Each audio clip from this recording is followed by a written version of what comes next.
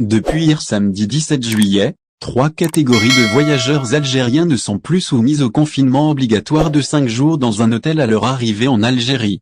Il s'agit des personnes accompagnant une dépouille à enterrer en Algérie, des voyageurs ayant subi une intervention chirurgicale ou atteints d'une maladie nécessitant une assistance familiale permanente et des personnes âgées de plus de 80 ans.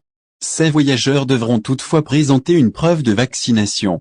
Comme tous les autres passagers, ils devront également présenter un test PCR négatif réalisé moins de 36 heures avant l'embarquement à l'étranger. Une mesure qui suscite des critiques. Cette même mesure devrait concerner entre 25 et 30% des voyageurs entrant en Algérie dans le cadre de la réouverture partielle des frontières. Mais elle suscite des critiques.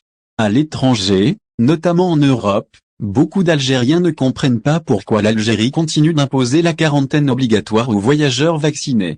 Un peu partout à travers le monde, les voyageurs vaccinés sont dispensés de mesures de quarantaine. Hier, la France a par exemple annoncé qu'elle accueillerait désormais tous les voyageurs vaccinés, quel que soit leur pays de provenance. Autrement dit, même ceux en provenance de pays classés rouges ne seront plus soumis à la quarantaine obligatoire en France. Les propositions de Dr Beka Berkani. Pour sa part, le Dr Mohamed Beka Berkani, membre du comité scientifique en Algérie, plaide pour l'extension de la mesure à l'ensemble des voyageurs vaccinés arrivant en Algérie. Personnellement, j'ai toujours plaidé pour le fait que les voyageurs qui disposent d'un pass vaccinal avec une RT-PCR négative puissent rentrer au pays sans le besoin d'un confinement, a-t-il dit, ce dimanche 18 juillet, dans un entretien au site d'information TSA.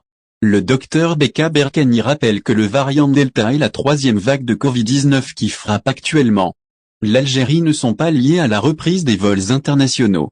Je suis pour l'extension de la mesure à toutes les personnes munies d'un pass vaccinal et d'une RT-PCR négative de moins de 36 heures, avec un test antigénique à l'arrivée. Je pense que sur le plan épidémiologique, cela suffit amplement, a-t-il insisté. Au final, si vous avez aimé la vidéo, n'oubliez pas de vous abonner à la chaîne et d'appuyer sur la cloche pour recevoir nos actualités.